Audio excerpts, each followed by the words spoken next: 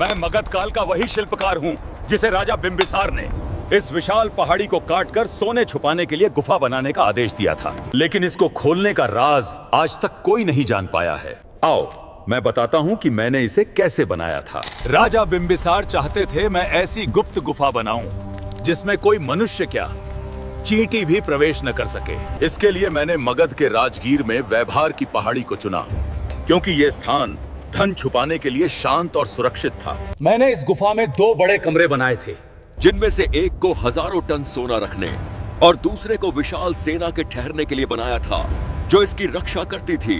दोनों कमरों को ऐसे पैक किया था कि कोई महाज्ञानी भी यहाँ की भूल भुलैया को पार करके आसानी से न पहुंच सके। इन तक पहुंचने के लिए एक बहुत संकरी सुरंग इस तरह से बनाई थी कि इसके अंदर केवल एक व्यक्ति ही आ जा सकता था। इतनी कड़ी सुरक्षा के बाद हमें लगा अब ये धन एकदम सुरक्षित है, लेकिन हम गलत थे। यहाँ तो घर के भेदी ने ही लंका ढाई दी है। जब अजात शत्रु ने अपने पिता को बंदी बनाकर उनकी हत्या कर दी, तो रानी ने मुझे इस गुफा के मुख्य द्वार को बंद करने का आदेश दिया। गुफा बंद करके मैंने जाते हुए शंख लिपि में कोडिंग करके इस गुफा को खोलने का पासवर्ड लिख दिया था, जिससे आने वाली पीढ़ियां इसे खोल सकें।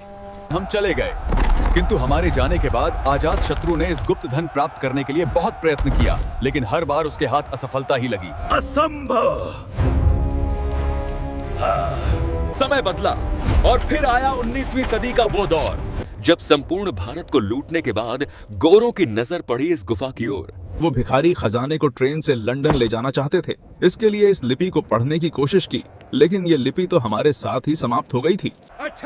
जब अंग्रेज हर तरह से नाकाम रहे, तो उन्होंने इस पर सैकड़ों गोले दागे। अंग्रेजी लुटेरों द्वारा फेंके गए उन तोपों के गोलों के निशान आज भी इसकी दीवार पर स्पष्ट रूप से दिखाई देते हैं। लेकिन ये गुफा फिर भी टूटी नहीं, डटी रही। आखिर टूटती कैसे अंबुजा सीमेंट से जो बनी थी। इसके पीछे कोई जादू नहीं, बल्कि पत्थरों पर खास लेप लगाकर उनको इंटरलॉकिंग कर दिया जाता था, जिससे ये ऐसे जुड़ जाते थे मानो दोनों एक ही पत्थर हों। ये वज्र लेप चूना, गुड़, दाल, सोमरस और कुछ खास जड़ी बूटियां का एक अटूट मिश्रण होता था। मेरे इन हाथों की प्राचीन शिल्प कला और अनूठी रॉक लॉकिंग विधि के आगे सबको झुकना पड़ा, जिससे आज तक कोई हाथ नहीं लगा सका है। और वो हजारों टन सोना आज भी इसके अंदर भरा पड़ा है, जिसे यदि अभी खोल दिया तो पूरा भारत ही माला माल हो जाएगा।